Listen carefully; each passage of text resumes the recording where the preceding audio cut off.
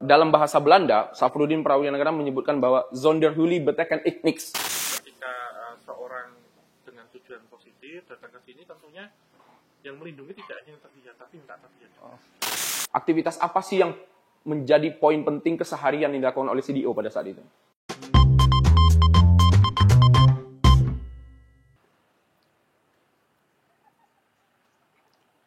Cyberman. Agresi militer Belanda kedua 19 Desember 1948 menyebabkan beberapa komunikasi dan pemerintahan Indonesia saat itu hampir lumpuh. Presiden Soekarno yang ditangkap oleh Belanda di Yogyakarta sebagai ibu kota negara pada saat itu memberikan surat kawat dan memberikan mandat kepada Safruddin Prawijaya untuk mendirikan pemerintahan darurat Republik Indonesia di Bukit Tinggi.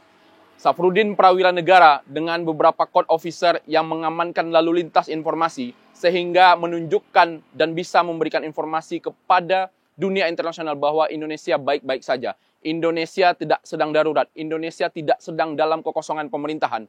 Di belakang saya ini adalah tugu ataupun monumen yang menjadi peringatan dan saksi sejarah bagaimana masyarakat Bidar Alam mendukung sepenuhnya kegiatan yang dilakukan oleh Safruddin Prawijaya bersama dengan court officer pada saat itu. Inilah Podkamsimas, podcast keamanan siber untuk masyarakat, dengan tema menilik kiprah jaring komunikasi sandi menopang PDRI sebagai tonggak kesadaran dan budaya jaga ruang siber.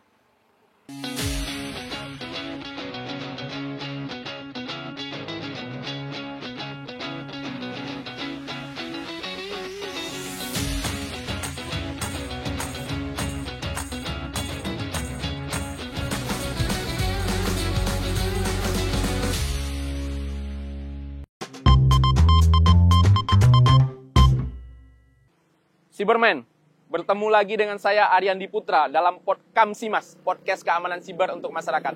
Kali ini saya ingin mengajak Cyberman sekalian untuk mengunjungi dan menelusuri berbagai tempat sejarah yang menjadi salah satu tonggak persandian Republik Indonesia pada masa perang gerilya, terutama pada saat awal-awal kemerdekaan Republik Indonesia.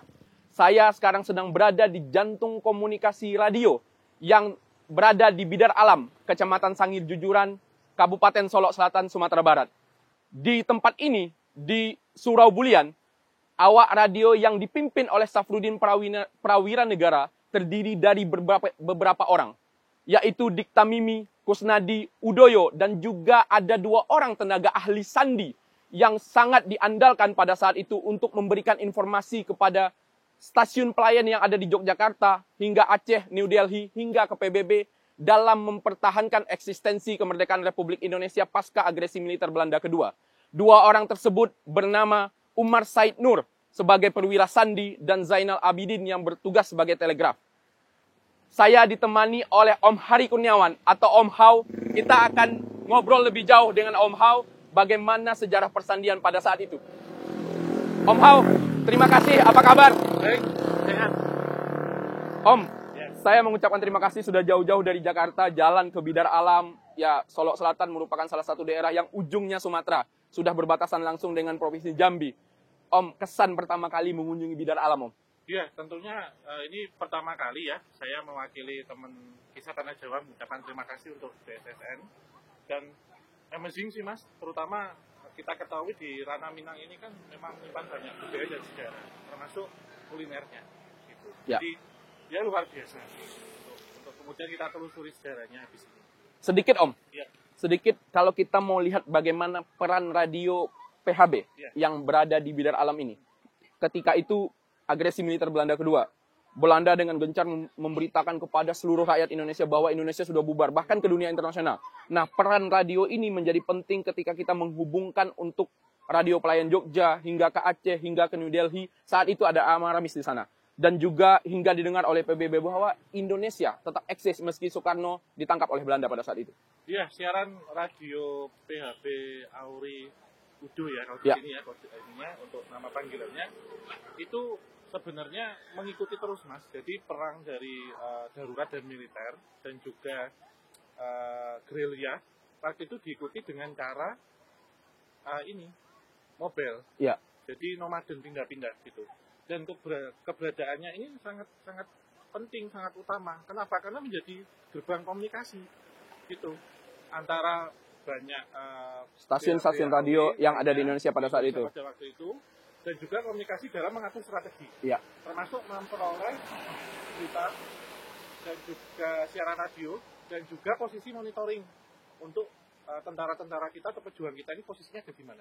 Nah, Om, tahan dulu ceritanya. Ya. Saya ingin ngajak Om Hau untuk berkunjung langsung masuk ke dalam Surau Bulian karena ini hujan. Kita akan ngobrol lebih jauh di dalam dan Om Hau bisa bercerita bagaimana kejadian pada masa lalu sehingga Cyberman tahu cerita utuh sehingga ada beberapa literasi yang bisa kita bagikan kepada masyarakat. Saya ingin ngajak Om Hau untuk berkunjung ke dalam Surau Bulian.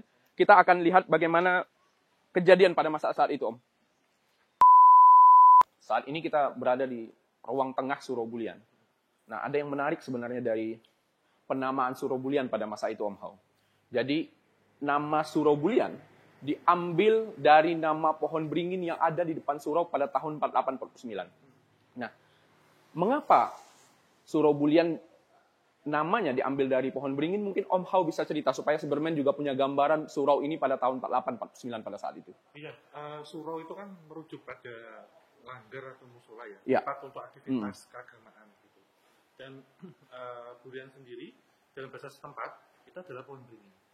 Jadi tadi waktu kita jalan ya, arah sini ada pos kamling dekat ada seperti sungai kecil ya. Dulu di situ itu tumbuh pohon beringin yang kurang lebih diameternya itu hampir 2 meter. Kayu ada yang kayu kolim, kayu bulian itu kayu kayak beringin tuh. Itu menjadi seperti tetenger ya. Tetenger itu seperti ini penanda daerah ini. Gitu. Nah kemudian oleh warga dinamakan seperti halnya kalau mungkin di Jawa ini musola beringin gitu. Karena ada satu pohon yang ikonik di depan dari surau ini. Oh, jadi kan kalau di desa ya, kalau di desa biasanya kalau ada hal yang sifatnya monumen atau ikonik atau bagaimana gitu ya. Jadi supaya untuk menandakan tempat tersebut disebutlah bahwa oh ada surau di tempat itu, terus surau itu dinamakan dengan Surau Bulian karena ada pohon beringin di depan-depan. Iya, jadi seperti penamaan agar gampang diingat dan diketahui. Ditambah satu lagi ketika lingkungan ya di sekitar ini itu belum banyak rumah penduduk, pohon bulian ini itu paling besar mas. Gitu. Jadi dari jauh dari tempat manapun itu ketika akan saatnya sholat ya ataupun ada kegiatan-kegiatan agama seperti TPA tentunya itu jadi gampang untuk datang. Dan satu hal lagi, saat itu kan belum banyak mengundangkan azan itu dengan speaker. Masih secara manual, sehingga ketika kedengaran dari rumah-rumah yang dekat dengan surau, itu juga bisa menginformasikan kepada masyarakat sekitar gitu ya. Gitu Om ya. Kita geser ke sini Om. Jadi kalau kita melihat konstruksi bangunan pada masa sekarang yang kita datangi ini, gitu, ruangannya kan tidak terlalu besar. Bangunan ini ya bisa dikatakan hanya untuk aktivitas pengajian dan lain-lain. Nah saya ingin balik ke masa 48-49, bahwa ada beberapa aktivitas yang dilakukan oleh CDO ataupun court officer pada saat itu dengan Safruddin Prawira Negara.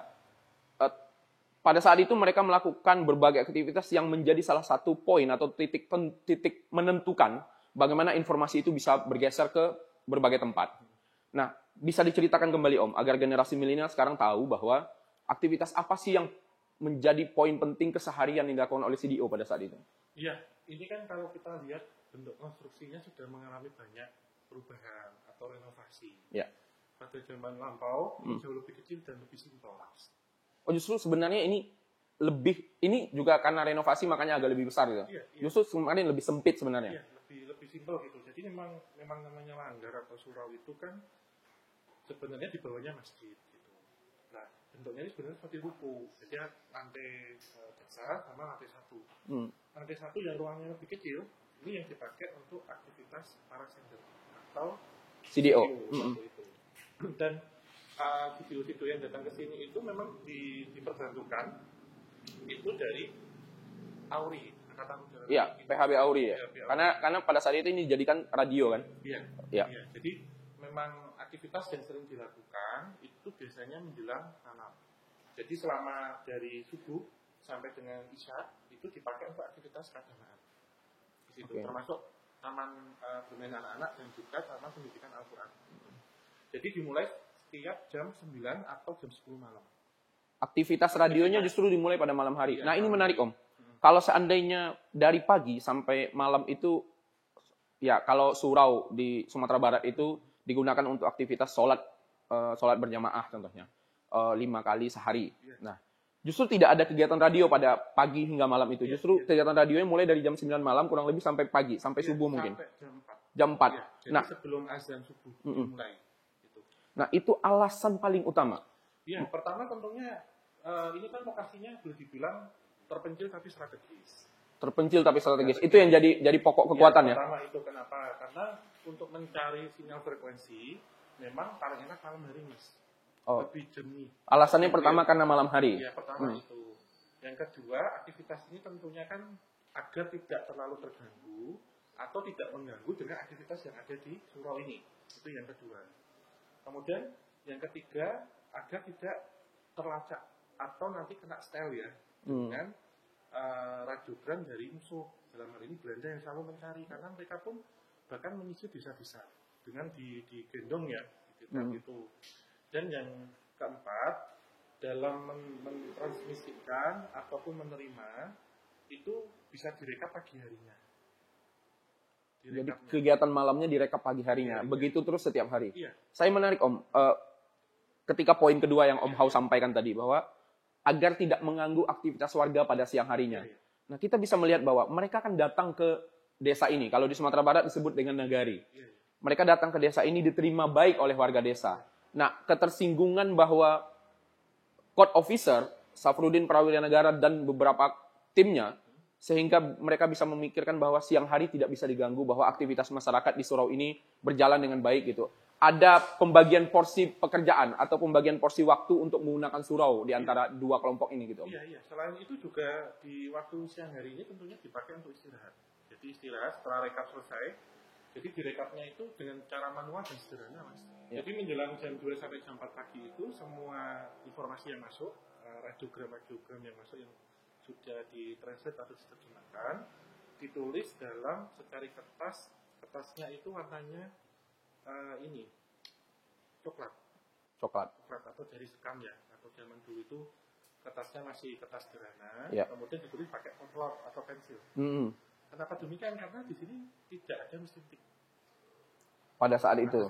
Jadi setelah semua datanya direkap, setelah jadi dibawa ke kediaman dari Safrudin Prawira Negara. Untuk kemudian oleh sekretaris beliau itu diketik. Dari literatur yang saya baca Om, bahwa ada informasi ketika malam hari frekuensi radio ini hidup ya, stasiun radionya bekerja gitu. Nah di depan surau ini dulu dinaikkan lah ya pemancarnya gitu ya. Nah ketika pagi diturunkan. Kalau orang yang tidak mengerti gitu, Om Hao bisa jelaskan apa sih gunanya Om? Kenapa itu harus naik turun setiap hari? Iya, karena itu bagian dari perawatan dan pembersihan. Itu. Jadi aktivitas pagi itu biasanya nanti pembersihan, perapian. Jadi bukan terus sekali pasang untuk berhari-hari, enggak Mas. Jadi saat sudah dipasang menjelang malam, dipasang di depan di pohon duriannya ataupun di pohon beringinnya, itu dengan kabel sepanjang 10 meter. Jadi naik dipasang untuk mencari sinyal. Nah pagi hari diturunkan. Kita sambil jalan ke sini Om. Ya, kemudian digulungkan ya, lewat ini digulung. Oh memang pada saat itu masih dilakukan sangat manual sekali sebenarnya ya. Dan bongkar pasang, enggak pernah kan. Oke. Digulung, kemudian peralatan-peralatan itu dirapikan dan dibersihkan istilahnya.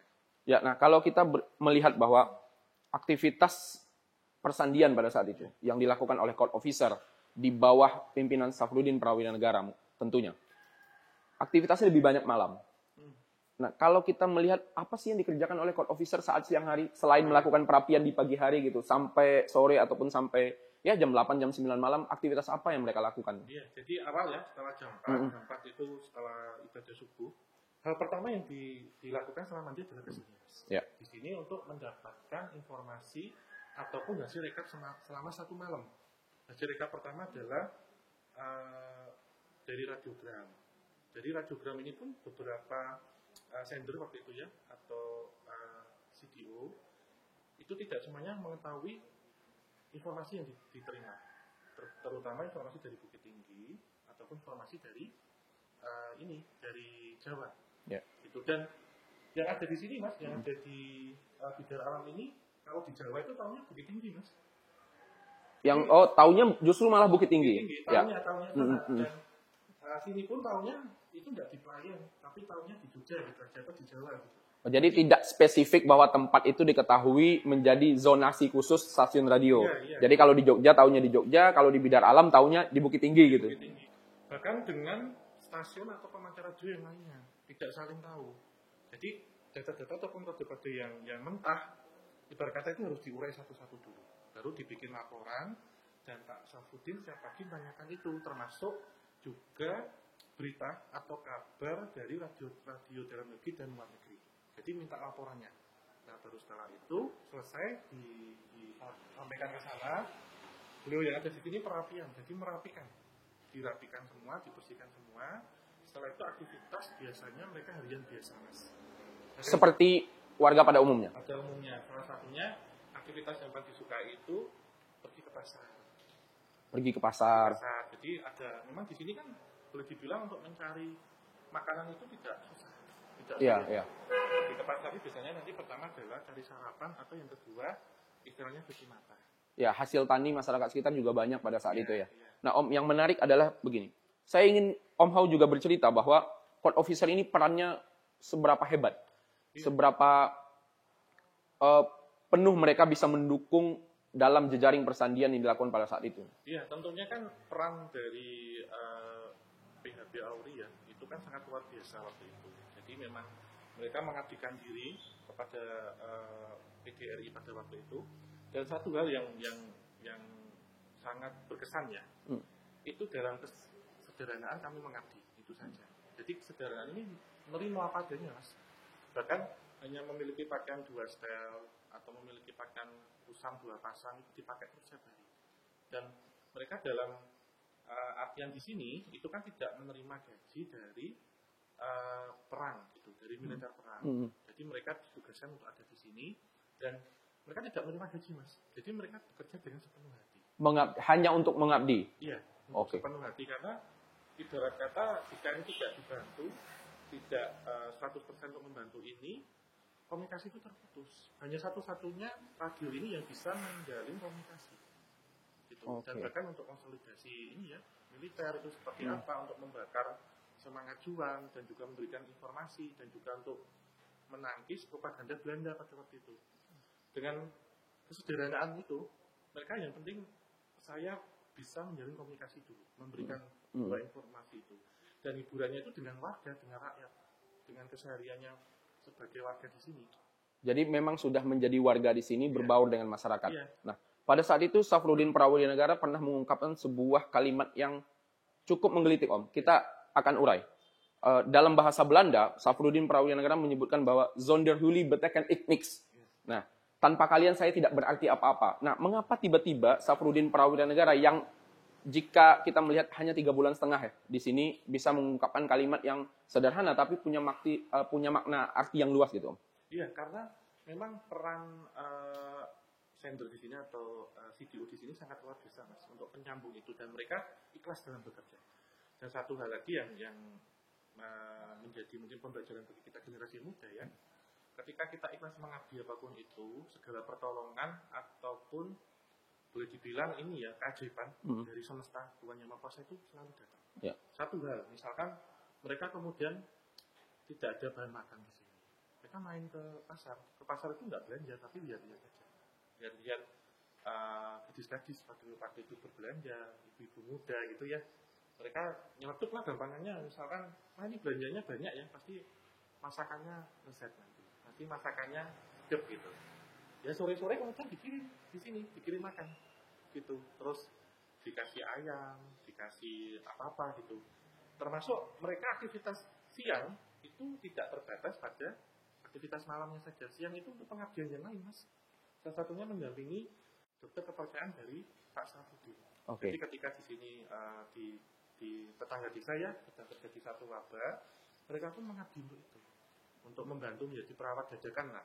Oke. Terus kemudian ada aktivitas-aktivitas muda-mudi gitu, kampung lah, aktivitas kampung. Kemudian, Aktivitas warga kampung pada umumnya. pada umumnya termasuk aktivitas yang ketiga adalah ketika ada kondangan pernikahan. Gitu. Oke. Jadi dari kondangan pernikahan dan aktivitas harian ini pun timbul beberapa rasa kedekatan yang terlalu dekat. Gitu. Salah satunya di sini adalah Pak Umar. rasa dekat itu sering dijodoh-jodohkan dengan gadis kampung di sini atau di kampung sebelah. Gitu. Bahkan sampai selesai purna tugasnya di sini tuh rasa itu masih terbawa, masih tertinggal. Gitu. Jadi saking dekatnya itu sampai ada jalinan asmara di sini yang dijodoh-jodohkan waktu itu. Karena dari semua anggota yang ada di sini kan hanya Pak Tamimi saja sudah menikah.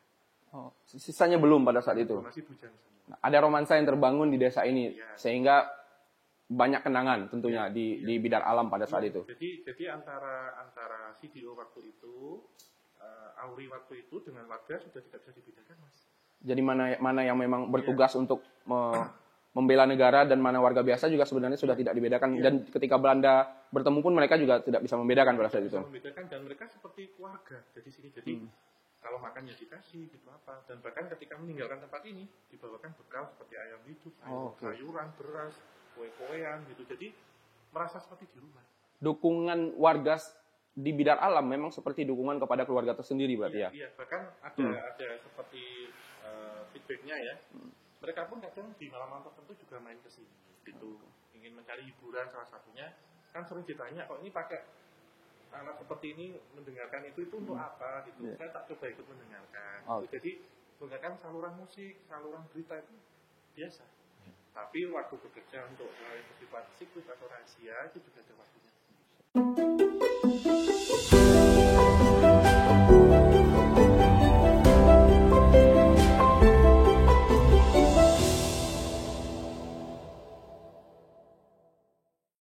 Om, ini jadi kita jalan. Setelah tadi kita dari Surobulian, kita akan mengunjungi rumah Jama.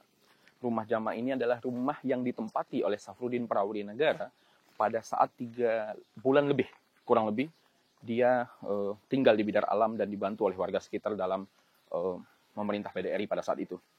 Bahwa ada beberapa hal yang dilakukan oleh masyarakat untuk menjadi pengingat ataupun histori. Kalau kita lihat di sini ada monumen ataupun pengingat catatan sejarah rumah Jama tempatnya Safruddin Prawurinegara dan berlangsungnya sidang-sidang kabinet di Bidar Alam tahun 1949. Nah, tentunya dengan adanya catatan-catatan kecil ini, rumah ini masih berdiri utuh sampai sekarang.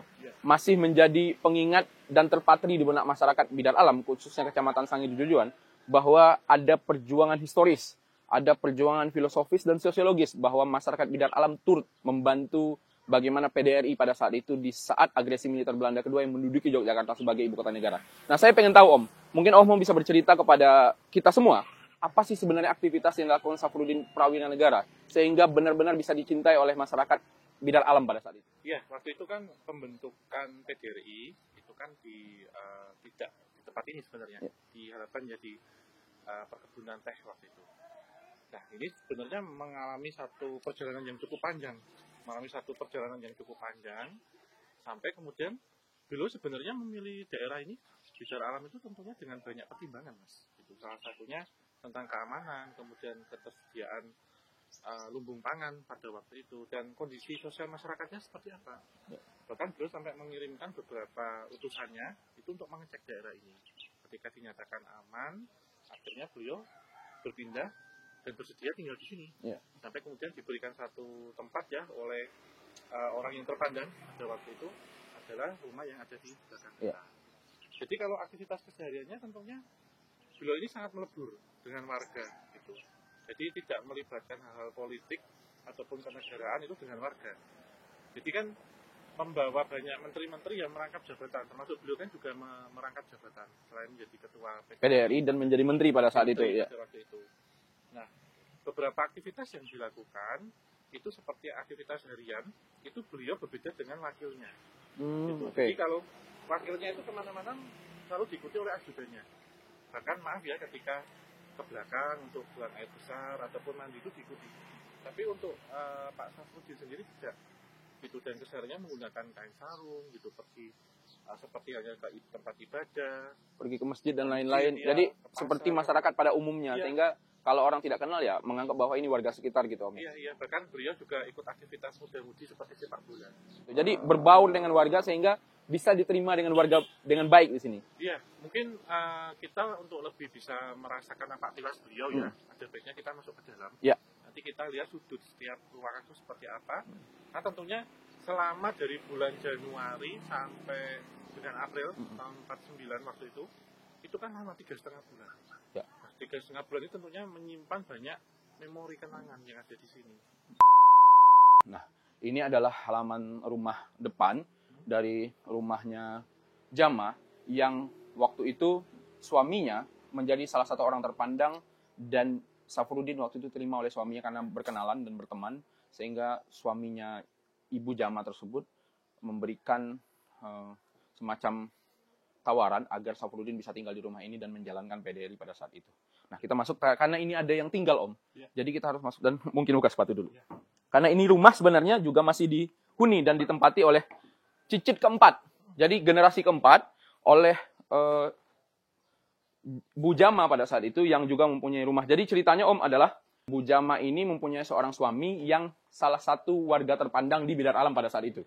Nah, dia berteman dengan Safrudin Prawinegara dan suaminya menawarkan Safrudin untuk tinggal di sini kurang lebih 3,5 bulan dan menjadi tamu kehormatan, tamu yang juga menjadi tamu warga Bidar Alam pada saat itu. Nah, ini kita bisa lihat bahwa ada beberapa foto yang juga menggambarkan bagaimana Safrudin Prawinegara, Komisaris Besar Umar Said, Susanto, dan juga Indra Cahya masih terpampang di rumah yang sangat sederhana ini, Om. Ya. Yang Jadi kan ada satu benda peninggalan ya. yang dimana benda-benda seperti ini sebenarnya bisa memancarkan satu, kita sebutnya residual memori ya, atau Ya. energi. Ketika beliau dulu tidur di sini, apa yang dipikirkan, kemudian apa yang diresahkan, kemudian apa yang ditulis gitu. Jadi memang di setiap malam ya, beliau itu selalu gelisah dengan ingin segera mendapatkan informasi dari para sandiman dan itu harus ditunggu pagi. Bahkan beliau sempat mengecek ya ke surau tadi, mengecek itu bahwasanya ini informasi sebanyak ini ternyata bisa diterjemahkan ya, bisa diinformasikan kepada kami. Kemudian dengan bantuannya itu kita masih bisa main sandi-sandian dengan para petinggi yang ada di Jawa, Ya. bahkan di luar negeri. Gitu. Di tengah keterbatasan komunikasi pada saat itu. Iya, pada Ya. waktu itu. Dan dulu ini pun terkadang mendengarkan radio Marconi di sini, mendengarkan radio. Jadi radio itu didengarkannya gini, Mas. Jadi ini bisa ya. Jadi didengarkan seperti ini, Mas, dan ngomong sendiri dengan radio itu. Dan bahkan ajudan beliau ya ataupun warga yang ada di sini bilang Pak Safrudin itu seperti orang gila ngomong sendiri gitu. Gitu karena ingin antusias, ingin tahu sejauh mana perkembangannya, kemudian sejauh mana monitoring pada waktu itu. Monitoring pemberitaan Ya. informasi sandi pada saat itu ya.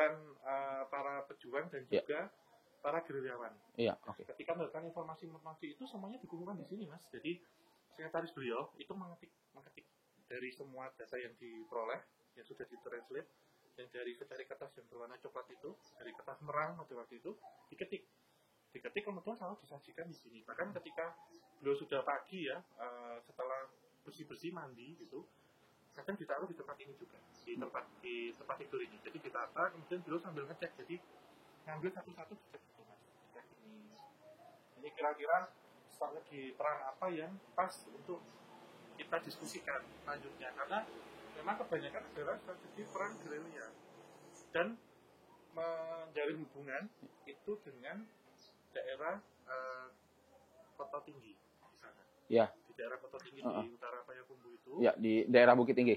Kota Tinggi dan Bukit Tinggi itu untuk menjalin informasi dengan beberapa menteri-menteri beliau yang merangkap juga, itu tetap ditaruh di sana.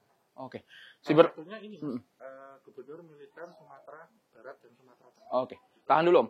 Cyberman ini adalah kalau kita mau bisa lihat, ini adalah tempat tidur yang digunakan Safrudin Prawinegara di tahun 4849 menjadi salah satu saksi bisu sejarah beberapa peninggalan yang masih tersimpan di rumah Jama pada tahun itu. Om Hao, sedikit Om, himbauan untuk generasi muda bagaimana kita meneladani perjuangan Safrudin Prawinegara dan Umar Said pada saat itu untuk memberikan informasi dalam bentuk sandi ke arah yang lebih luas, ke spektrum yang lebih jangkauannya lebih luas seperti internet dan juga dunia cyber pada saat ini, di mana kita lihat bahwa banyak sekali terjadi hoax, banyak sekali terjadi kejahatan-kejahatan di dunia siber. Sedikit Om, himbauan untuk cyberman. Iya, tentunya kita ya, himbauan juga untuk cyberman, karena ini eranya sudah berganti. Memang polanya akan terulang, akan terjadi lagi. Tapi satu kunci adalah tidak teledor dan tergesa-gesa. Itu. Karena bagaimana kita lihat para pendahulu kita, waktu itu menyajikan informasi yang dengan cara yang sesederhana itu bisa berakibat luar biasa pada negara.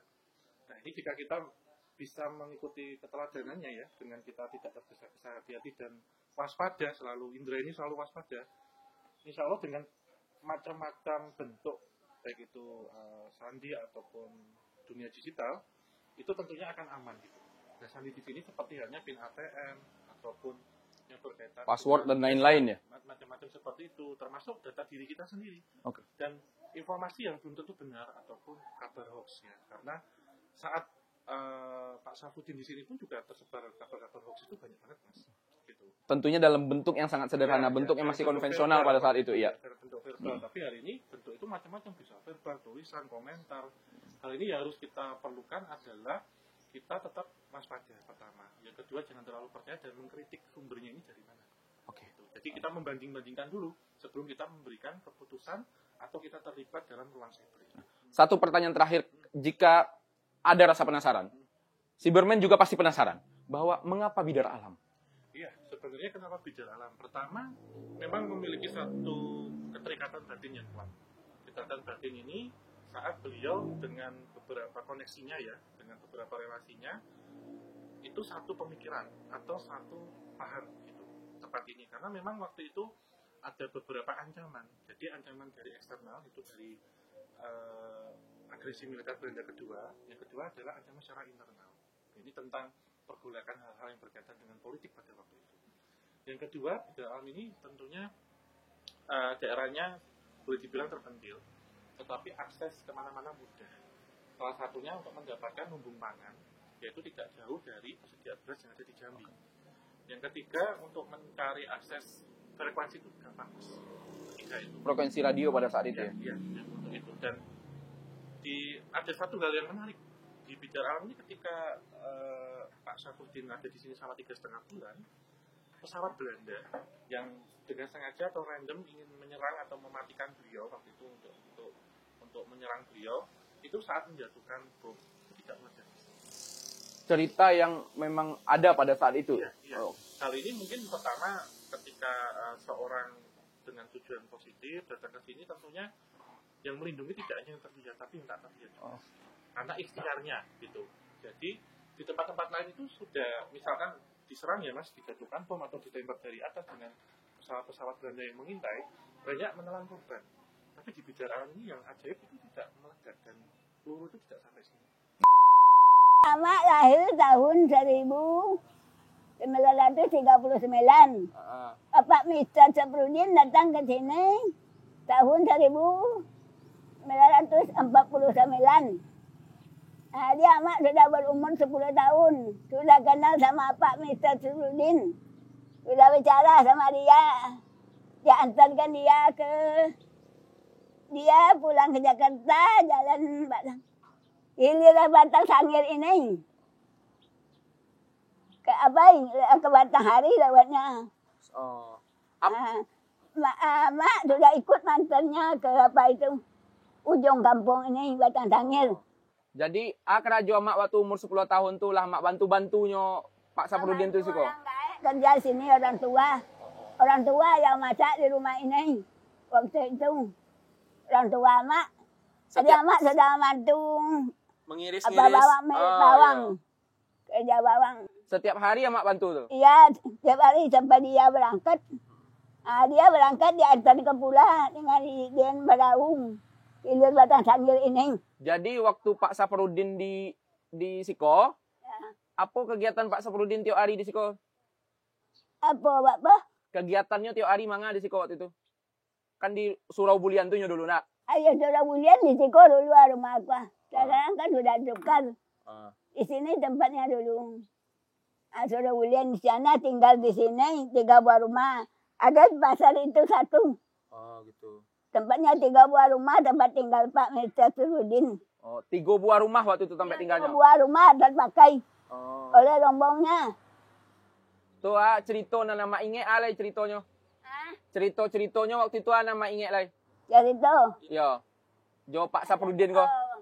Pesawat mencari dia, tapi tidak sini di bomnya. Itu di negeri Lubuk Batung itu, di bomnya. Kalau waktu PDRI di Lubuk Batung, dia membom. Dia terhindar di kampung ini. Terhindar dari bom. Ya, terhindar dari bom. Tidak ada kena bom kampung ini. Jadi selama Pak Saprudin di kampung kau, tidak pernah kena bom dek Belanda loh.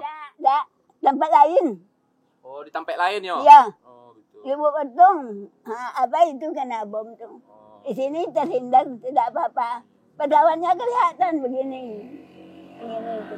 Kelihatan di atas. Orang gaya amat, tua amat kan di sini dulu. Ya. Nah, jadi dekat aja bapak tuh. Dia pergi mandi jalan sini lewatnya air sumur yang kelindungan oleh kayu-kayun. Satu hal sih Mas, yang ini mungkin jadi kita bahas tentang apa sih yang dikonsumsi beliau. Ya, ya. Kira-kira makanan favorit apa sih?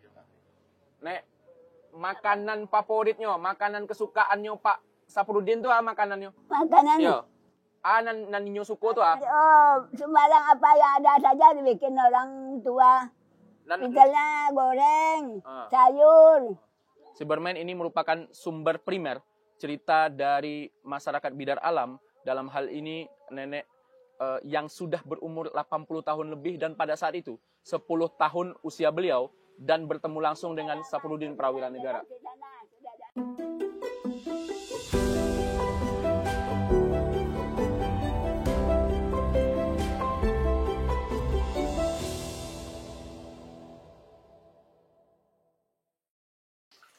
Om Hau, ini adalah tempat mandi yang digunakan ataupun sumur yang digunakan oleh Saprudin Prawira Negara pada saat dia berada di Bidar Alam. Jadi tempat mandi ini merupakan salah satu peninggalan sejarah yang menjadi saksi bisu bahwa Saprudin Prawira Negara dan CDO pada saat itu pernah berada di Bidar Alam. Tempat sumur ini kondisinya sekarang lagi siang, Om. Sangat terlindungi oleh berbagai vegetasi, berbagai pohon yang memang sangat rindang di sekitar ini.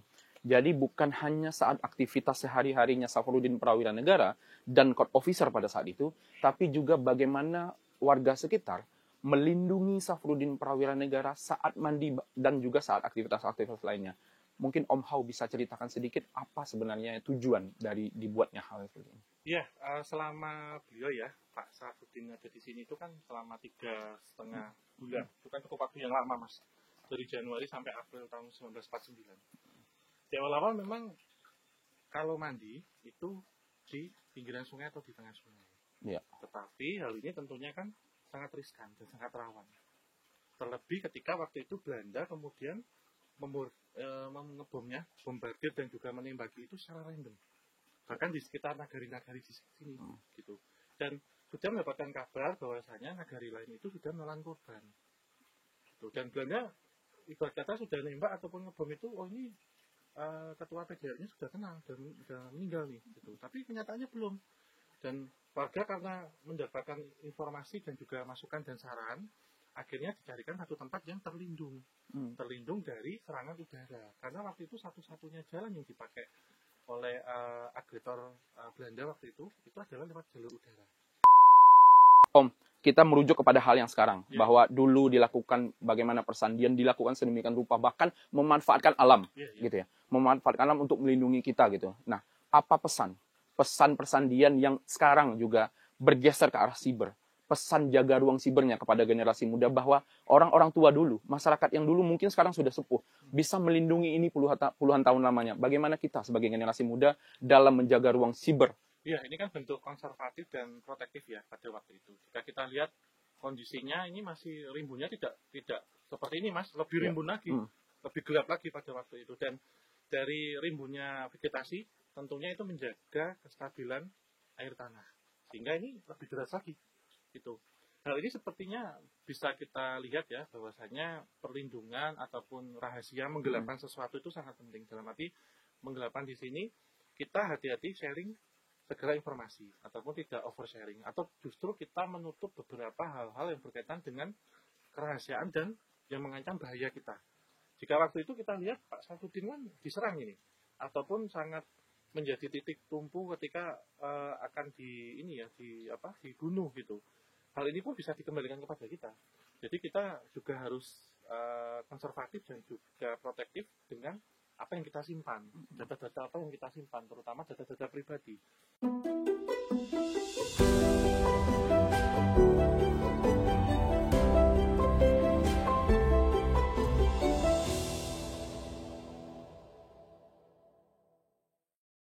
Cyberman, kita sudah berada di Masjid Safruddin Prawira Negara, atau yang dikenal oleh masyarakat saat ini menjadi Masjid Nurul Falah. Ini adalah salah satu tempat atau saksi bisu sejarah di mana 3,5 bulan Mr. Safruddin Prawira Negara menjalankan aktivitas di bidang alam dan bersosialisasi dengan masyarakat. Om Hao. Nah, ini masjid di mana Safruddin Prawira Negara tidak hanya melakukan ibadah, tapi juga berinteraksi dan bersosialisasi dengan masyarakat. Bagaimana kita melihat apa yang dilakukan oleh Safruddin pada saat itu, Om? Iya, jadi beliau memang untuk ibadah ya, tentunya untuk ibadah, dan dalam beliau melakukan ibadah itu sering menggunakan baju dan juga kain sarung. Dan itu juga tanpa pengawalan, Mas. Bahkan bersama dengan court officer yang lain kesini, dan juga bersama beberapa orang seperti dalam kabinetnya lah gampangannya. Karena ini kan pemerintah darurat gitu. Ya. Nah, ini membaur menjadi satu dengan masyarakat. Tapi masyarakat ini kan tentunya masyarakat secara umum dan juga masyarakat yang memiliki satu pandangan yang sama atau tergabung dalam satu komunitas yang sama lah pada waktu itu. Karena memang ada rasa nyaman, rasa aman itu ketika ada dalam satu komunitas bersama. Karena di sini memang ada sedikit pengaruh politik pada waktu itu. Ketika beliau akhirnya memutuskan Bidar Alam untuk singgah ataupun untuk tempat beliau gitu. Nah, beberapa aktivitas yang dilakukan di sini selain untuk tempat ibadah, ada juga untuk menggerakkan aksi gitu. Jadi untuk diskusi di luar dari pemerintahan darurat itu, Mas. Jadi tentang kepentingan politiknya. Yang kedua, yang ketiga, menggerakkan masyarakat ataupun konsolidasi militer itu juga dilakukan di sini. Jadi berdiskusi dengan seperti alim ulama dan juga tokoh-tokoh masyarakat gitu. Tetapi pada zaman dahulu bangunan masjid ini tidak seperti ini, sudah mengalami beberapa perubahan ataupun renovasi. Gitu. Jadi kalau kita berbicara masjid dipilih sebagai tempat selain melakukan ibadah, seberapa penting masjid dalam kegiatan sosialisasi dan lain-lain? Seberapa penting ini bisa menjadi sebuah jembatan untuk berkomunikasi dengan masyarakat yang terdiri dari berbagai unsur gitu ya? Ya, menurut saya tentunya ini satu tempat ya, selain rumah beliau tadi, rumah persinggahan dan juga surau. Gitu. Jadi tempat ini seringkali digunakan diskusi itu setelah acara sembahyang atau sholat, gitu. Atau bahkan yang paling sering dipakai itu ketika habis sholat Jumat, Mas. Habis sholat Jumat, ya. Karena tempat berkumpulnya banyak laki-laki di nagari ini, terus melakukan komunikasi dan sosialisasi tentunya gitu ya. Sholat Jumat dan juga habis sholat maghrib menuju isya, gitu di sini gitu. Dan bahkan memang di malam-malam tertentu ya, ketika tadi sudah kita bahas, ketika beliau ini kan ada satu kegalauan lah waktu itu ya, kesini sendiri, Mas, untuk melakukan sholat malam. Kesini sendiri, bahkan pengawalnya ataupun yang jadi ajudannya itu memantaunya dari jarak jauh gitu, dan kesini membawa obor gitu masuk. Dan dahulu tepat kita berdiri ini, ketika ini masih halaman luas, kadang beliau memberikan seperti penyampaiannya, orasinya, ataupun hal-hal yang tentunya bisa semakin membakar semangat pada waktu itu, termasuk menyampaikan gagasan ataupun orasinya dalam hal-hal yang berkaitan politiknya di sini di tempat. Ya. Om, jadi nanti setelah dari sini, nah kita akan flashback nanti, Om. Kita akan flashback, kita akan pindah dari Bidar Alam di Bukit Tinggi, di mana PDRI itu dibentuk.